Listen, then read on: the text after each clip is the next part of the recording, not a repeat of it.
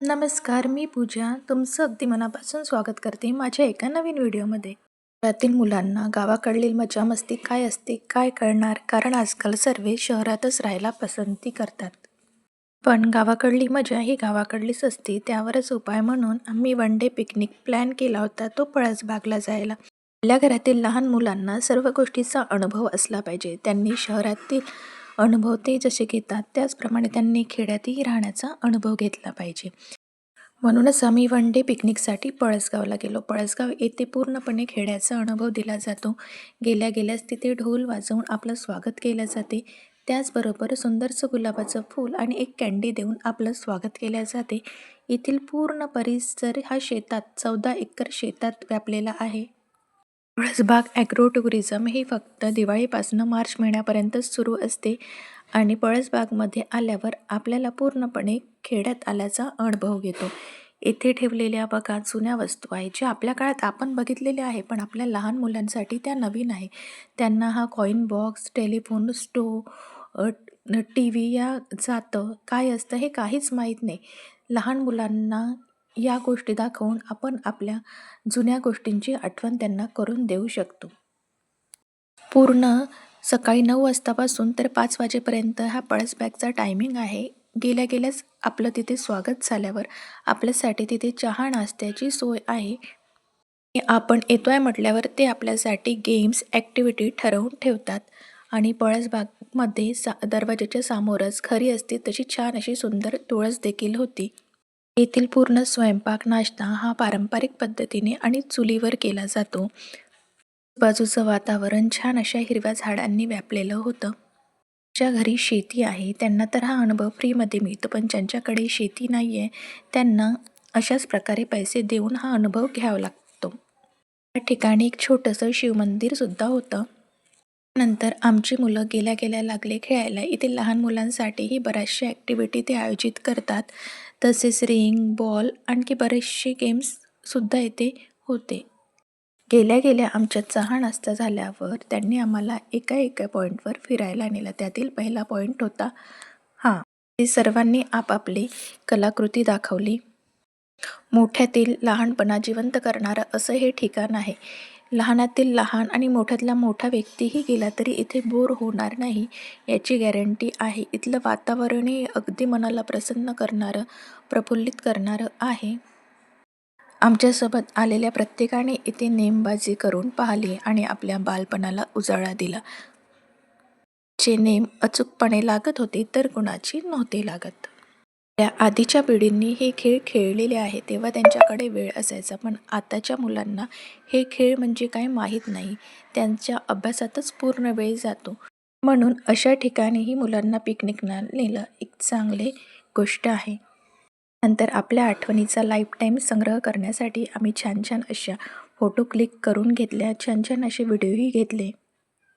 बघा, कुणाला फोटो काढणं आवडत नसेल, पण मला मात्र फोटो आणि व्हिडिओ काढणं खूप आवडतं. कारण ती वेळ निघून जाते, पण तो क्षण आपण फोटोच्या माध्यमातून या व्हिडिओच्या माध्यमातून आपल्याजवळ कैद करून ठेवतो. ती वेळ जरी निघून गेली तरी ते फोटो आणि व्हिडिओ बघून आपल्याला त्या क्षणाची पुन्हा आठवण करता येते. बरोबर आहे ना?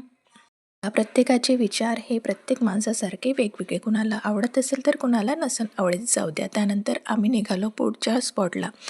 तेथे मुलांसाठी छान पाळणे होते. मुलांसाठीच कशाला, मोठ्यांसाठीही छान पाळणे होते म्हणा. मोठ्यांसोबत लहान मुलांनीही इथे खूप छान एन्जॉय केला म्हणा, की मुलांसोबत मोठ्यांनीही छान एन्जॉय केला म्हणा तरी चालेल. त्यानंतर आम्ही जात होतो पुढल्या स्पॉटला. तुम्ही थकून जाल पर इथल्या स्पॉट आणि ॲक्टिव्हिटी संपणार नाही असं हे ठिकाण आहे. पूर्ण पैसा वसूल करणारं हे ठिकाण आहे. सर्वे पाळण्यात बसल्या म्हटल्यावर मी पण एका पाळण्यात येऊन बसली आणि आपलं लहानपण जगत होती. या आहेत आमच्या गोड मुली. सारख्या वयाची व्यक्ती भेटल्यावर त्यांच्यात मैत्रीही होतेच. ती लहान मुलं असो अथवा मोठे व्यक्ती असो, हो ना. त्यानंतर पुन्हा आम्ही गेलो आमच्या पुढल्या ॲक्टिव्हिटीजसाठी. इथे हे पाहायला जेवढं सोपं वाटत होतं, तर तिथे गेल्यावर ते गोष्ट किती कठीण आहे हे समजत होतं. म्हणूनच कोणती गोष्ट माहीत नसली तर त्या गोष्टीला किंवा त्या व्यक्तीला जज करू नये असं म्हणतात, ते अगदी बरोबर आहे. मलासुद्धा हे जे सुरू आहे ॲडव्हेंचर ते एवढं इझी वाटत होतं, म्हणून मीही पूर्ण तयारीनिशी केली. पण तिथे गेल्यावर तर खूप भीती वाटत होती. मी ती ॲक्टिव्हिटी न करताच खाली उतरलेली आहे. काही काही गोष्टी आपल्याला जमत नाही हेच खरं. मोठी ॲक्टिव्हिटीज करता आहे म्हटल्यावर लहानांच्याही मनात कुतूहल उत्पन्न होणारच. त्यावरही पर्याय म्हणून लहान मुलांसाठी सुद्धा सेम आणि कमी डिस्टन्स असलेल्या ॲक्टिव्हिटीज त्यांनी केलेल्या आहेत. त्यावरच आमची मुलं छान असा एन्जॉय करत होते. बघा, मी गेल्यावर ही माझी बहीण मला खूप जज करत होती, की "बघ, तुला नाही जमणार, मी करून दाखवते." आणि ती सोबत आल्यावर तिलाही वाटलं, की मलाही नाही जमणार. ती सुद्धा भिली. लहान मुलांसोबत लहान बनण्यातच खूप आनंद आहे, असं मला तरी वाटते. समजदार बनून कोणीही सुखी नाही आणि ज्याला टेन्शन नाही असा एकही माणूस नाही. हे ठिकाण खरंच आपलं टेन्शन काही क्षणासाठी, काही वेळासाठी का होईना आपल्याला विसरायला लावतो म्हणजे लावतोच. मला हे सर्व सांगताना पळसगाव कुठे आहे हे तर मी सांगायचं विसरलेच. पळसगाव हे चारगाववरून आतमध्ये 10 किलोमीटर अंतरावर आहे. तिथे जाईपर्यंत रस्ता खूप असा खराब आहे, त्यामुळे तुम्ही गाडी करूनच जा. पळसगाव हे फक्त दिवाळीपासून तर मार्च महिन्यापर्यंतच असते. येथील एंट्री फी पर पर्सन 700 रुपीज आहे. त्यामध्ये तुम्हाला नाश्ता, जेवण, 2 वेळ चहा मिळेल.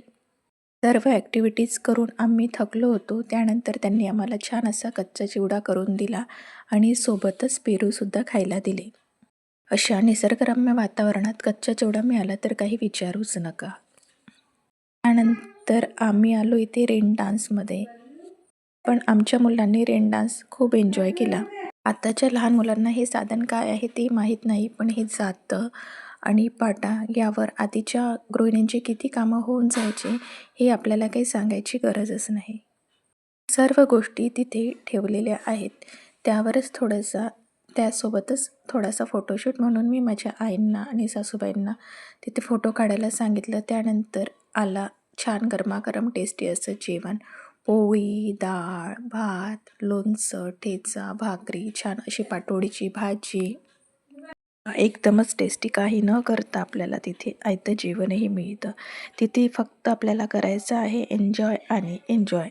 छान असं पोटभर जेवण करून आम्ही पुन्हा आलो इथे एन्जॉय करायला. गृहिणी तर इथे एकदा अवश्य गेलं पाहिजे. आपल्याच हातचं रोजची तेच कामं आणि जेवण करून सर्वांना कंटाळा येतोच. म्हणून वन डे, किटी पार्टी, पिकनिकसाठी हे स्पॉट खूप छान असं आहे. नंतर तिथे आपल्याला खूप सारे खेळही खेळवले जातात. त्यातलाच एक खेळ आम्ही खेळत होतो. लहानांसोबत मोठे आणि मोठ्यांसोबत लहान सर्व मिळून आम्ही हा गेम खेळत होतो आणि या गेममध्ये आम्हाला खूप खूप खूप अशी मजासुद्धा येत होती. आणि घरी असल्यावर आपण लहान मुलांसोबत एवढा वेळ देतही नाही. प्रत्येकाला आपापले काही कामं असतात, त्यामुळे आपण लहान मुलांना एवढा वेळ देऊ शकत नाही. किंवा लहान मुलंही अभ्यासात अजून अदर क्लासेसमध्ये एवढे बिझी असतात की तेही आपल्याला एवढा वेळ देऊ शकत नाही. पण इथे आल्यावर सर्वांना असतो तो वेळ आणि वेळच. त्यामुळे लहान मोठे सर्व सोबतही गेम खेळू शकतात. गेम खेळून झाल्यावर आलो आम्ही बैलगाडीची सैर करायला. इथे बैलगाडीची सैरसुद्धा केली जाते. मुलांना तर बैलगाडी काय असते हे सुद्धा माहीत नव्हतं. या बैलबंडीत बसल्यावरच त्यांना बैलबंडी काय असते हे माहीत झालं. बैलगाडीत बसल्यावरही मुलांना आम्हाला खूप अशी मज्जा आली. लहान मुलं बसले आहे म्हटल्यावर मोठ्यांनी काही चान्स सोडला नाही. एक एक करून प्रत्येकाला त्यांनी बैलगाडीची सैर करवली. त्यानंतर आमच्या काही राहिल्या सोयील्या ॲक्टिव्हिटीज होत्या त्यासुद्धा त्यांनी करवला. येथील स्टाफसुद्धा खूप असा छान आहे. कसलीच आरडाओरड नाही. अगदी सहानुभूतीने ते प्रत्येक गोष्ट आपल्याला समजून सांगतात. प्रत्येक स्पॉटचा आनंद कसा घ्यायचा हे आपल्याला त्यांच्याकडून समजते. मग आम्ही पुन्हा छोटे मोठे व्हिडिओज, फोटोज काढले आणि लहान मुलांनी काही राहिलेले गेमसुद्धा खेळले. पळसबागचा नंबर हा गुगलवर तुम्हाला मिळेलच. जायच्या आधी जर तुम्ही त्यांना फोन करून सांगितलं तर ते तुमच्या आवडीचे मेनू नाश्त्यामध्ये आणि जेवणामध्ये बनवून ठेवील आणि ते सुद्धा तुम्ही येण्याची सर्व तयारी करून ठेवतात. त्यानंतर आम्ही आमच्या बेसुऱ्या गळ्यांनी छान छान असे गाणे म्हणून बघितले. असंही प्रत्येकाला प्रत्येक गोष्टीचा आनंद घेता आला पाहिजेच.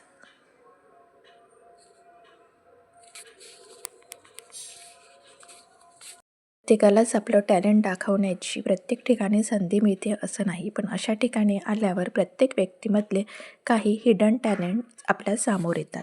तसंच माझ्या दोघीही बहिणींनी इतकं छान असं गाणे म्हटले की काही विचारूच नका. काही ना काही गोष्टीचं टॅलेंट तर प्रत्येकामध्ये असतेच. असं कोणीही व्यक्ती नाही की त्याला काही गोष्टी जमणार नाही. कुणाला काही तर कुणाला काही. खूप छान असं जमतं. म्हणूनच कुणीच स्वतःला कमी समजू नये असं मला तरी वाटते. तिथे गेल्यावर समजलं की पळसबागमधले जे ओनर आहे, जे पळसबाग चालवतात, ते माझ्या ताईचे क्लासमेटच होते. आणि इथे जेवढे पर्सेंट जास्त असतील तेवढं तुम्हाला जास्त प्रमाणात डिस्काउंट देखील मिळतो. या ठिकाणी शाळेच्या पिकनिक किंवा आपल्या जुन्या मित्रमैत्रिणींसोबतही तुम्ही येऊ शकता किंवा आपल्या फॅमिली, फ्रेंड्ससोबत येथे येऊ शकता. लहान मुलांसोबतही येऊ शकता. म्हणजे हे ठिकाण असं आहे की कुणासोबतही तुम्ही येथे येऊ शकता. खूप सारी मज्जा मस्ती आम्ही या ठिकाणी केलेली आहे. कोणी वेळेअभावी, तर कोणी पैशाअभावी, तर कोणी आणखी काही कारणास्तव काही दूर पिकनिकसाठी जाऊ शकत नाही. पण आपल्या जवळपासच असणारे अशा छोट्या-मोठ्या ठिकाणी तर आपण वेळ स्पेंड करू शकतो.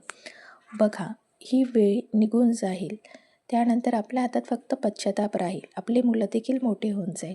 म्हणूनच आपल्या मुलांसोबत किंवा आपल्या व्यक्तींसोबत काही असा अमूल्य वेळ नक्की घालवला पाहिजे. छान छान आठवणींचा साठा केला पाहिजे. तर तुम्हाला हा व्हिडिओ कसा वाटला नक्की कमेंट्स करून सांगा. व्हिडिओ आवडले असल्यास व्हिडिओला लाईक करा आणि माझ्या चॅनलला सबस्क्राईब करा. भेटू पुन्हा एका नवीन व्हिडिओ सोबत. तोपर्यंत बाय बाय.